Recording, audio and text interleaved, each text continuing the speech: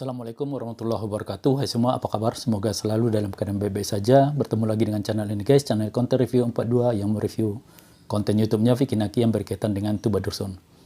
Terima kasih bagi kalian yang masih tetap mengikuti channel ini guys, dan yang sudah subscribe ke channel ini sebagai bentuk dukungan kalian pada channel ini. Dan bagi kalian yang baru singgah di channel ini, silakan juga subscribe jika berkenan dan suka dengan review dan reaksi aku.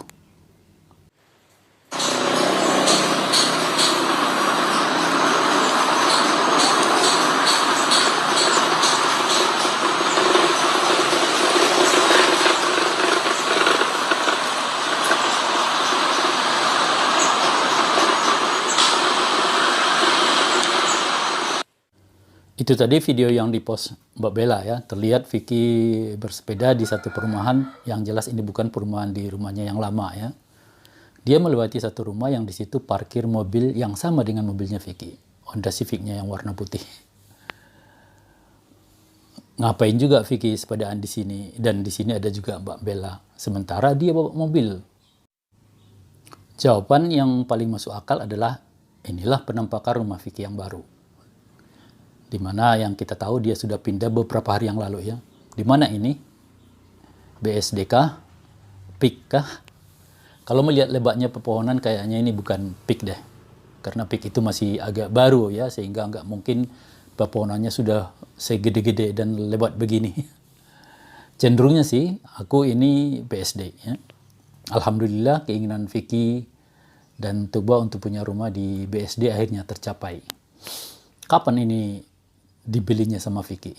Jika Vicky membelinya sebelum terjadi badai di bulan Desember lalu, bisa jadi karena sudah beli rumah ini Vicky agak ngegas sedikit ke Tuba ya, minta Tuba untuk bersedia menikah dengannya tanpa harus menunggu selesai kuliah ya.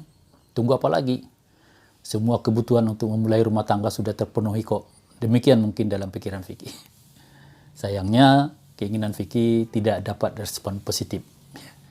Hingga kita tahu pernikahan insya Allah baru akan terlaksana 2,5 tahun lagi. Yang berarti Vicky akan tinggal sendirian 2,5 tahun di rumah barunya ini. Nyesek juga ya.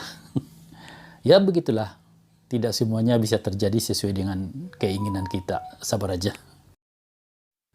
Kita kembali bahas sedikit guys pada konten barunya Vicky yang ini. Ini konten yang diharapkan Vicky jadi konten andalan untuk bisa mengisi kekosongan konten vlognya bareng Tuba yang sudah dihentikan ya.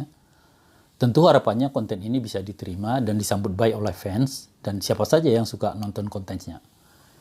Banyak yang sudah dipertaruhkan Vicky untuk membuat konten ini. Pikiran, waktu, usaha, dan tidak kalah pentingnya biaya ya, yang menurut aku lumayan besar ya. Bagaimana sambutan pada konten ini? Pada video aku sebelumnya sudah aku sampaikan bahwa di 12 jam pertama konten tersebut hanya mendapatkan view 80 ribuan. Dan saat video ini aku buat, sudah 2 hari berlalu ya, view-nya masih 145 ribu ya. Konten Omenya Vicky di hari kedua sudah bisa mencapai penonton di atas 300 ribu ya. Bahkan bisa menyentuh 400 ribu ya. Sementara konten dengan Tuba di hari kedua itu sudah bisa menembus angka minimal di atas sudah melewati 400 ribu ya. Bahkan ada yang sampai menembus angka 1 juta di hari kedua. Sehingga bisa trending ya. Ya inilah fakta yang terjadi ya. Ini menunjukkan dengan pasti bahwa video yang menurut aku dari sisi kontennya ini bagus ya. Hingga aku beri nilai 8,5. Begitu juga dari pengemasannya bagus, editingnya semuanya ini bagus ya. Tapi ternyata tidak mendapat sambutan bagus dari fansnya Vicky. Itu yang menurut aku membuat kemarin itu Vicky post video singkat yang mendorong fansnya untuk nonton video tadi. Sayangnya videonya Vicky itu nggak sempat aku rekam layar guys ya. Tapi aku yakin banyak di antara kalian yang sudah melihatnya juga ya. Belum pernah sebelumnya Vicky sampai melakukan hal demikian pada video yang dia upload selama ini. Biasanya cukup dia post thumbnailnya aja. Menurut aku ini menunjukkan bahwa jumlah view untuk video ini jauh di bawah dari yang diharapkan Vicky, hingga dia merasa perlu untuk mengajak lagi agar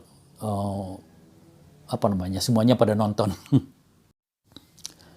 Ini semakin menguatkan pendapat aku sebelumnya ya, bahwa bagus tidaknya suatu video bukan ukuran untuk memastikan orang-orang akan nonton video tersebut.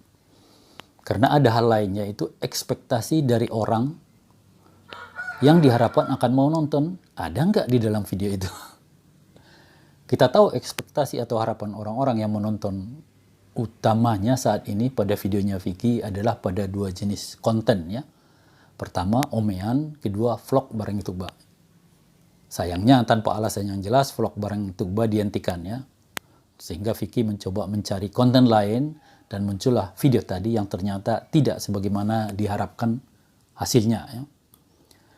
Di sini Vicky harus memahami ya ekspektasi viewernya ya. Itu yang paling penting sebelum membuat konten baru. Mungkin bisa Vicky live ya di YouTube-nya atau di apa, coba dengar dari viewernya, kira-kira mereka itu pengennya apa ya. Jika ekspektasi viewernya masih di dua jenis konten tadi, apapun yang dibuat Vicky tidak akan berhasil dengan baik menurut aku ya. Makanya di video aku pernah nyaranin untuk buat konten kembali bareng Tuba, tapi dengan konsep in distance ya, berjauhan. Vicky di Jakarta, Tuba di Ankara atau Istanbul ya. Bagaimana bentuk vlog in distance ini? Banyak yang bisa dilakukan. Yang jelas di sana apapun yang dilakukan Vicky dan Tuba harus tampil ya sedikit-sedikit romantis lah, lucu, gemesin ya, untuk memenuhi ini ya, ekspektasi dari viewer ya. Konten begini selain menurut aku akan memenuhi ekspektasi viewer, dari segi biaya juga sangat murah. Tidak perlu ada kameramen tambahan dan bahkan bisa dilakukan di rumah saja. Itu sih saran dari aku, karena nggak enak juga ya melihat Vicky sudah susah payah, viewernya cuma segitu.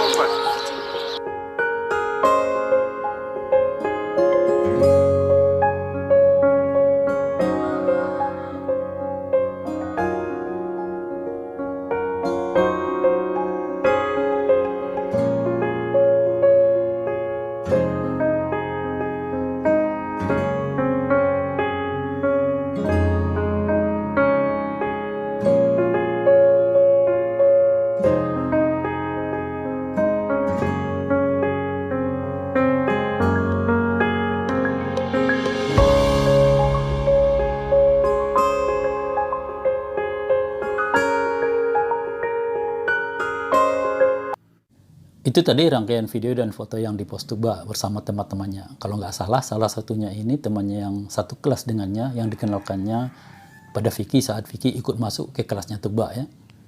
Jadi ini teman sekelasnya Tuba kayaknya, bukan temannya Amal. Baguslah ya jika Tuba sudah mulai punya teman dekat di Ankara.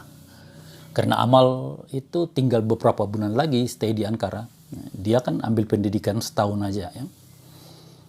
Yang masih jadi perhatian aku ya, ini bukan masalah, jangan salah paham guys, ini bukan masalah memaksakan keinginan, bukan pula tidak menghargai keinginan Tuba, tapi sebagai seorang fans yang dalam arti menginginkan kebaikan bagi Tuba, maka sudah sepantasnya lah kita tidak bosan memberi masukan atau saran agar Tuba tidak melakukan hal-hal yang kita rasa akan buruk baginya. Dan ini sudah aku sampaikan langsung ya ke ininya ya, perkara dia baca atau tidak ya, itu ya serah lah.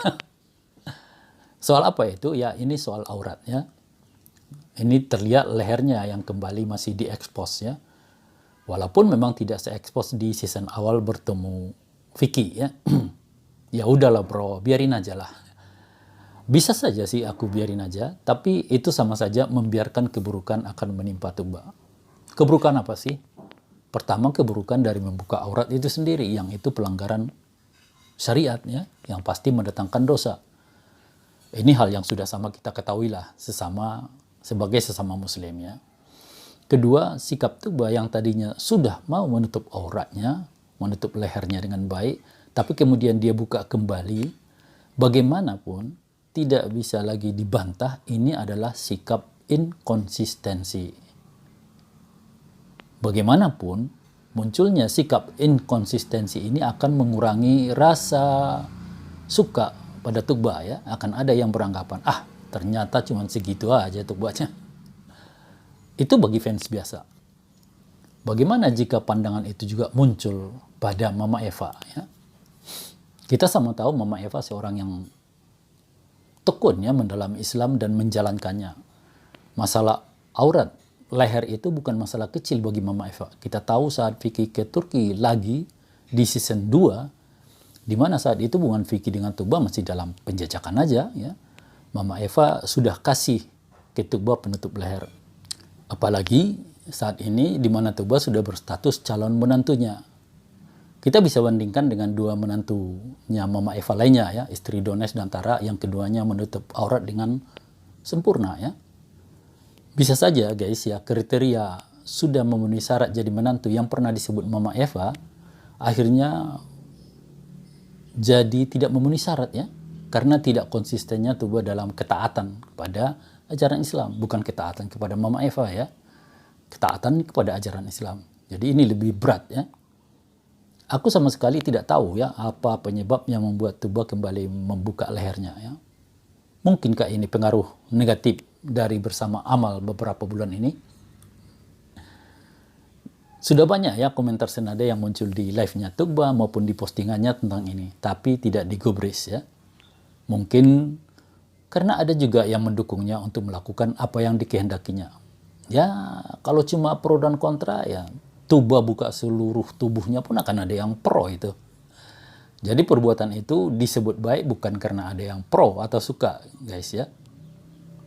Oke, segitu aja video aku kali ini guys. Semoga berkenan dan tidak bosan nonton terus video-video aku. Dukung terus channel ini guys, selaku sesama fans dan pendukungnya Vicky dan Tuba.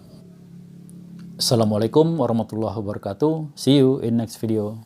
Bye-bye.